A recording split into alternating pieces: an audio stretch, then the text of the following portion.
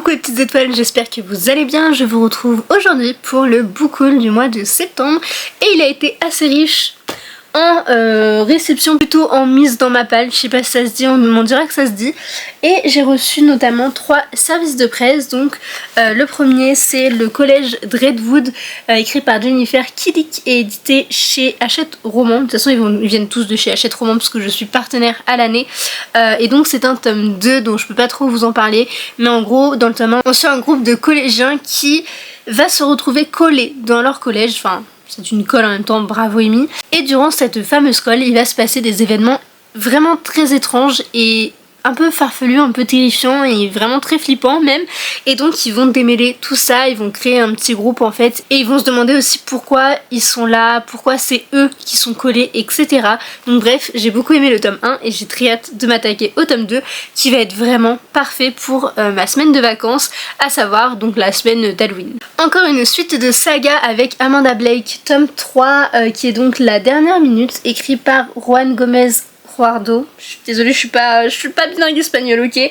Et Barbara Montes qui est donc sublime et c'est une saga dont je suis actuellement en train de lire le tome 2, je l'ai même plutôt presque fini en vérité, que j'aime beaucoup puisqu'on suit une jeune fille qui a hérité d'un manoir et même plutôt d'un héritage complet on va dire, pas que financier mais aussi un héritage de voleuse puisque ses parents étaient des voleurs. Alors pas des voleurs qui vont cambrioler les maisons parce que ils ont besoin d'argent, parce qu'ils ont besoin de voler je sais pas une console ou que sais-je, c'est plutôt des voleurs on va dire au vol si on peut dire ça comme ça, je sais pas si c'est le terme exact, vous m'excuserez, je suis un petit peu fatiguée, un tout petit peu malade, donc je cherche parfois mes mots, mais c'est donc des voleurs d'objets très précieux qui peuvent aussi nuire à l'humanité. Donc par exemple dans le tome 2 on se concentre sur un objet qui a été néfaste en fait pour la population et donc ils l'ont volé pour le mettre en sûreté. Voilà, je vous en dis pas plus, mais en tout cas c'est une saga que j'aime beaucoup qui me fait un petit peu penser au Club des 5 mélangé à Nevermore, enfin bref c'est pas du tout le même genre d'ambiance mais c'est plutôt en termes de le fait que ce soit des enfants, qu'il y a une quête et même un peu une enquête parfois. Enfin bref, voilà, j'aime trop et franchement je ne peux que vous le recommander et j'ai hâte, si ce n'est pas encore fait, de vous parler du coup du tome 1 et du tome 2. Et enfin le dernier service de presse que j'ai reçu c'est L'éclat et la nuit, écrit par Lisandre Assaello, édité donc je vous l'ai dit chez Hachette Roman, que j'ai eu la chance de recevoir dédicacée, voilà, avec une sublime petite carte du personnage principal qui est Cèdre. Et donc je vais vous lire le résumé pour celui-ci parce que j'avoue je m'en souviens pas. Je l'ai lu il y a très longtemps quand je l'ai demandé, mais après bon bah forcément mon cerveau a dit on oublie, comme ça tu pourras te plonger quand on aura envie. C'est donc pour ça que je vous lis le résumé. Descendante illégitime des Avènementiels, Cèdre est la dernière à porter la magie de 3 étoiles et à pouvoir grâce à elle voir l'avenir. Forcée de vivre dans l'ombre, elle rêve pourtant de restaurer sa lignée et de devenir la sauveuse de l'empire vacillant. Afin d'obtenir la reconnaissance et la puissance qu'elle convoite, Cèdre s'introduit dans le palais en se faisant passer pour une divinatrice et s'approche de l'empereur Arthéus.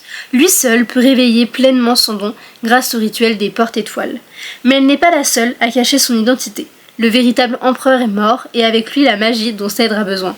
Un jeu de dupes commence alors entre les deux imposteurs, chacun tentant de manipuler l'autre pour obtenir ce qu'il désire le plus, le pouvoir. J'en ai entendu beaucoup de bien, notamment en termes d'intrigue, de world building, de tout ce qui, tout ce qui tourne autour de l'univers et notamment de tout l'aspect, des enjeux politiques qui sont mis en avant, donc il y a un petit côté dystopie et du coup j'ai extrêmement hâte de découvrir. Ça me fait encore attaquer une saga, mais c'est pas plus mal puisque vraiment elle me tente énormément. Nous pouvons donc passer aux cadeaux que j'ai reçus. Alors ces deux-là, c'est des cadeaux mais dans le cadre en fait d'un calendrier qu'on fait avec mes copines. Je vous en parle depuis 1 an mais forcément puisque c'était donc sur l'année.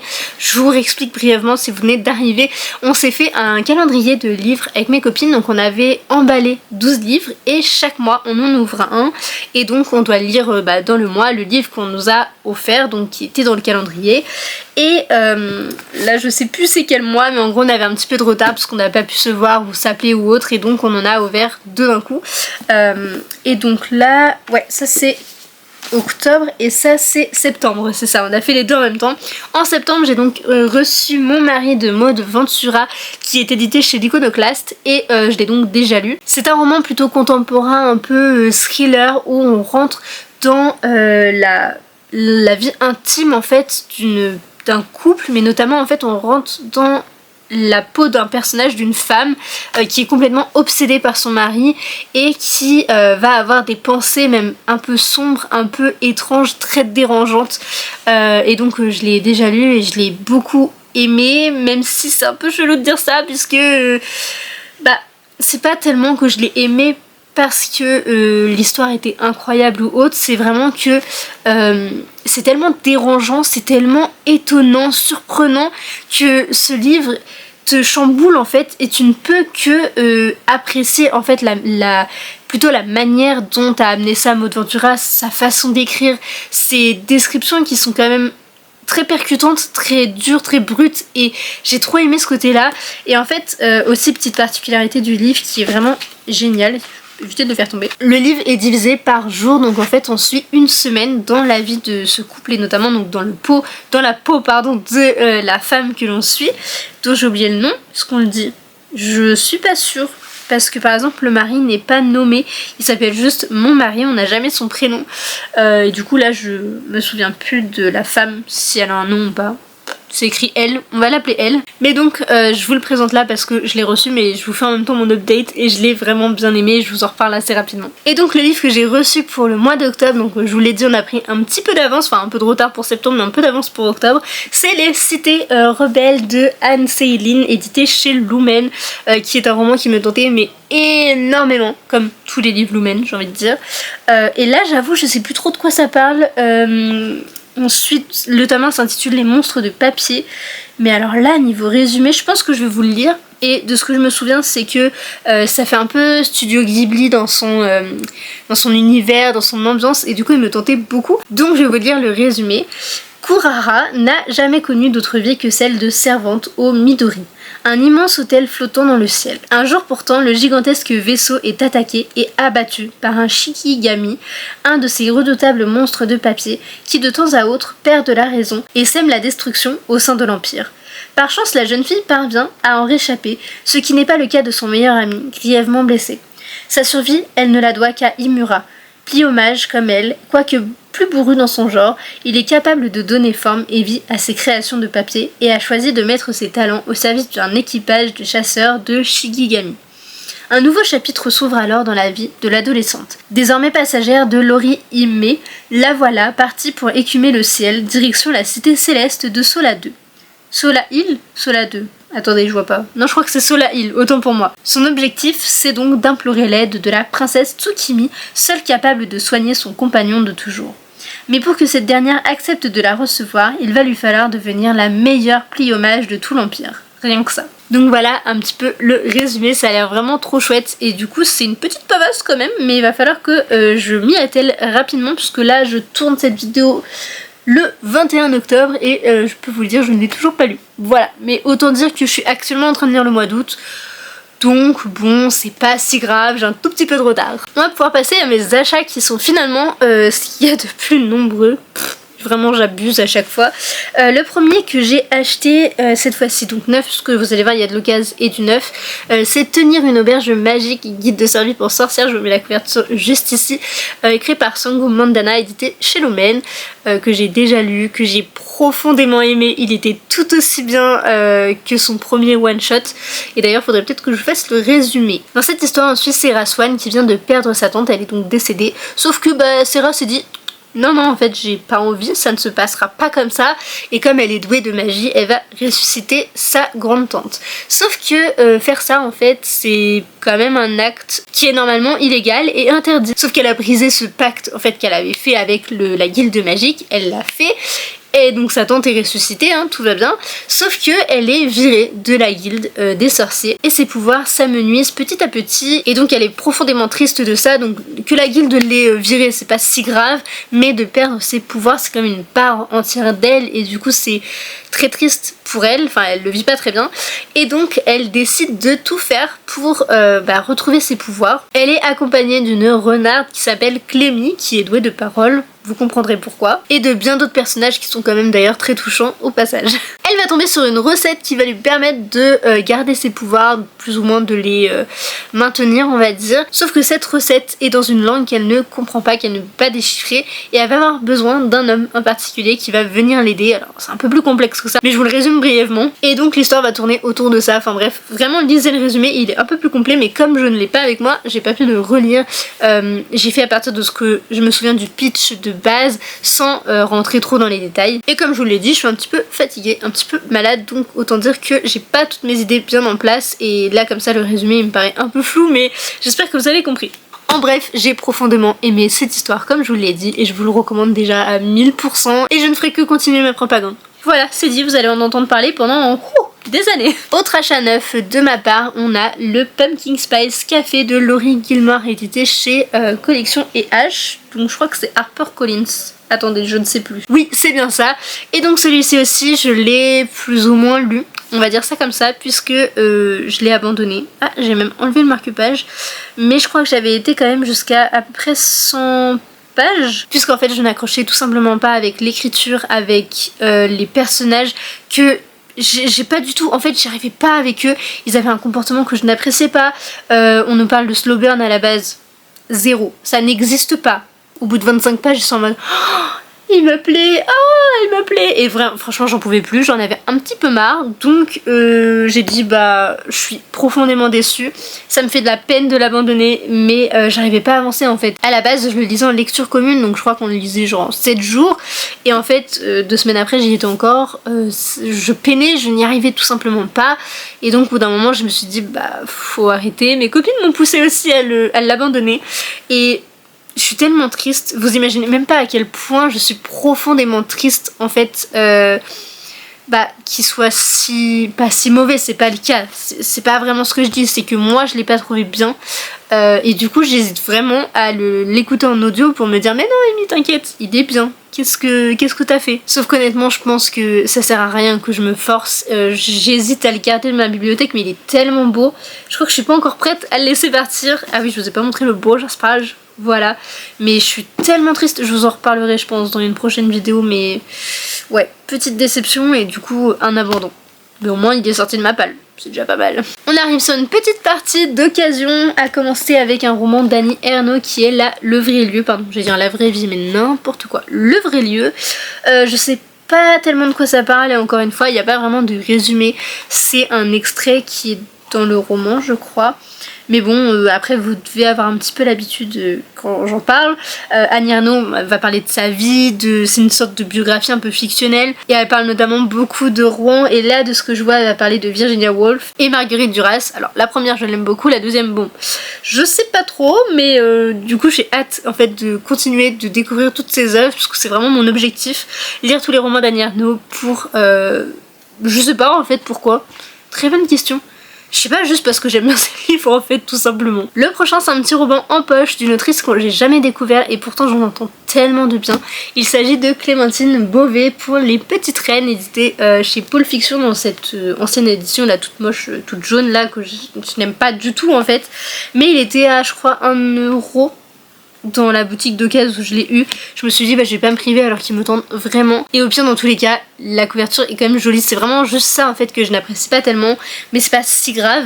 Et donc dans cette histoire je vais vous la faire encore une fois assez brièvement, mais ensuite 3 jeunes filles qui sont plus ou moins je dirais même harcelées quand même parce qu'elles sont grosses et elles se font traiter de boudin de l'année notamment donc sur Facebook, et donc elles ont décidé, alors je sais pas le pourquoi du comment, hein, le résumé ne l'explique pas vraiment, mais elles ont décidé de partir en vélo et de faire un tour du coup durant l'été.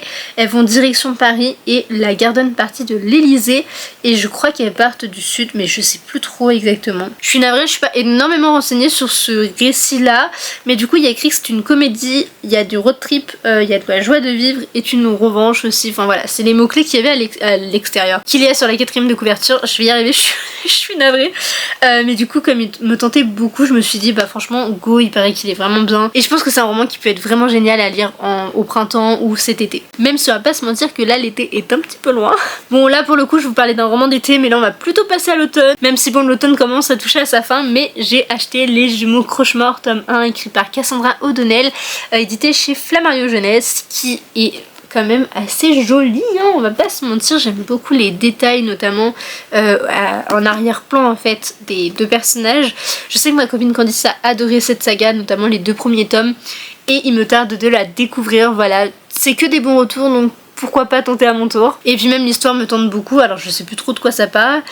Donc après des années d'exil, Silence et Auriel Crochemort sont soudainement rappelés dans le manoir familial par des grands-parents dont ils ignoraient l'existence. Les jumeaux ne se sentent pas les bienvenus et découvrent qu'une terrible malédiction s'est abattue sur la ville.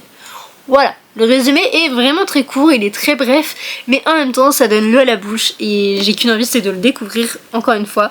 Puis c'est écrit assez gros. Donc je pense que je pourrais le lire, peut-être pas en octobre, mais en novembre, why not. Ça me fait encore attaquer une saga, mais je me dis que c'est pas si grave non plus. Alors là, je sais même pas vraiment de quoi ça parle, c'est même pas vraiment un livre en fait que déjà que je compte dans ma palle et que je vais vraiment lire, c'est plus un... Bref, vous allez comprendre, la fangirl en moi a craqué pour Hunger Games, les stars de Hunger Games, enfin... Non, c'est pas le titre. Attendez, je reformule. Jennifer, Liam et Josh, les stars de Hunger Games. Donc c'est une biographie non officielle sur les 3 acteurs, sur l'univers en fait de Hunger Games. Et donc on a une petite biographie en fait sur les personnages et voilà. J'en dirai pas plus. C'est un peu pour ça que je l'ai pris aussi. Il était encore une fois d'occasion, donc à 1€, je crois, 2€, quelque chose comme ça. Hop. On a aussi Jennifer. Et est-ce que on a Liam? C'est quand même pas le premier. Si c'est le premier, mais... Pardon, le pauvre. Bah attendez, je tombe que sur... Je ne fais que tomber sur ces images-là. Mes excuses, je cherchais Liam à la base. Comment ça se fait qu'il se retrouve au milieu de Liam? Bah je sais pas, on s'en fiche dans tous les cas. Voilà, je vous ai montré le principal. Enfin du coup j'ai rien à vous dire sur ce livre, mis à part qu'en fait la fangirl en moi est hyper contente et ravie. Et peut-être que c'est un livre que je pourrais emmener par exemple, peut-être pas sur la plage, de toute façon je suis pas très fan de la plage, mais que je pourrais emmener en vacances et lire un petit peu comme ça pour découvrir la vie de ces personnes. Oui, c'est un peu bizarre en fait dit comme ça, mais j'aime trop les acteurs, donc voilà. Il reste que 3 achats. Le prochain c'est La femme de ménage se marie, qui est donc la nouvelle entre le tome 2 et le tome 3 de Freda McFadden, édité cette fois-ci aux éditions Poche de City. Et je vais pas vous faire de résumé tout simplement parce que ça se passe entre le tome 2 et le tome 3 et donc je voudrais pas vous spoiler ce qui va se passer. Après le titre est assez explicite je pense, mais donc je l'ai lu, il était très sympa, il apporte pas une plus-value de fou, mais en même temps c'était chouette pour patienter on va dire. Le même jour que La femme de ménage, en fait j'ai acheté 4 livres ce jour-là, c'était donc Tenir une auberge magique, La femme de ménage se marie, les 2 prochains donc Cœur praline qui est le tome 7 de la saga Les filles au chocolat de Cathy Cassidy édité chez Pocket Jeunesse. C'est le dernier qui est sorti en poche et j'ai extrêmement hâte que la suite sorte, donc toujours en poche puisque je les lirai une fois qu'ils seront en poche, ou alors je les lirai avant mais du moins je les achèterai en poche parce que j'ai découvert toute la saga cet été. Je vous prévois un vlog, enfin en tout cas il est déjà tourné mais il faut que je le monte et c'est un petit peu long, mais du coup j'ai trop aimé le découvrir. Ah oui, je vous fais encore une fois pas le résumé mais ça va pas Amy. Encore un tome où on se concentre sur Sky Tanbury qui a 15 ans cette fois-ci puisqu'on va les suivre au fil des années tout simplement. Voilà, j'ai pas grand chose de plus à vous dire puisque faut quand même les lire dans l'ordre pour avoir la chronologie, pour les comprendre, pour voir leur évolution aussi, c'est hyper intéressant et j'ai trop aimé. Voilà, je vous en dis pas plus, mais du coup rendez-vous très prochainement je l'espère dans ma vidéo sur les filles au chocolat puisque je l'ai tourné et le montage est un petit peu long puisque c'était un vlog en fait sur toutes les vacances d'été. Et enfin mon dernier achat qui n'est pas des moindres, il s'agit de la réédition de Rouge Rubis écrit par Kirsten Gier. Pardon, excusez-moi mon accent, je crois qu'elle est allemande, éditée chez Bayard, qui est donc un roman qui était déjà sorti à l'époque, il y a eu même un film, voire 2, je ne sais plus, sur cette saga, et donc là pour les 20 ans, quelque chose comme ça, ils ont décidé de rééditer la saga et le tome 2 est déjà sorti donc au mois d'août, il est très beau d'ailleurs, c'est bleu saphir, et le tome 3 qui est vert émeraude sort en novembre 2025. J'aurais bien aimé les lire au moment de leur sortie pour pas prendre de retard et pouvoir acheter la saga, voilà tout simplement, mais écoutez je ne l'ai toujours pas fait et donc le tome 3 aura carrément le temps de sortir que j'aurais pas encore attaqué et donc je vais vous lire le résumé encore une fois puisque je m'en souviens pas tellement. Donc à 16 ans Gwen mène une vie classique de lycéenne dans un quartier chic de Londres, mais le jour où elle est projetée malgré elle à une autre époque, c'en est fini de la normalité. Rien ne l'a préparée au voyage dans le temps et aux règles de la société secrète qu'elle intègre. Sans parler de Gédéon, qui l'accompagne en mission. Il est odieux, arrogant et c'est le plus beau garçon qu'il ait jamais vu, tout siècle confondu. Voilà, ça sent que c'est vraiment un roman qui date un petit peu de l'époque, on va dire ça comme ça, à la fin des années 2010, avec le côté beau garçon qui va marquer son esprit, voilà. Mais en tout cas, il me tentait déjà à la base. Je pensais voir le film avant de lire le livre, mais vu que là j'ai acheté le livre, je me dis bon, peut-être que je commencerai par le roman, que j'ai totalement acheté par rapport à la couverture que je trouve vraiment mais renversante. Donc voilà, c'était le dernier que j'avais à vous présenter, ça en fait déjà pas mal. Chaque fois, je sais pas comment je me débrouille pour en avoir autant, c'est affolant, et pourtant j'ai pas l'impression d'en acheter autant. Je sais pas, j'ai déraillé. Après j'avais fait un no-buy pour le mois d'août et le mois de juillet je crois aussi. Donc je me suis un petit peu rattrapée à cette période. Et en plus l'avantage c'est que il y en a quand même pas mal où je les avais achetés après les avoir lus ou au moment où je les lisais. Donc en fait ça a contrebalancé le quota on va dire. Mais bref, j'ai encore pas mal de lectures à faire et sur ce j'espère que cette vidéo vous aura plu. N'hésitez pas à me dire si vous en avez lu, si certains vous tentent, si vous voulez mon avis sur certains ou pas, etc. Enfin bref, vous connaissez la chanson, c'est même pour ça en fait que je fais les book hauls, pour connaître votre avis et me donner envie de les lire. Voilà, et sur ce je vous fais plein de gros bisous et à très vite dans une prochaine vidéo. Bye!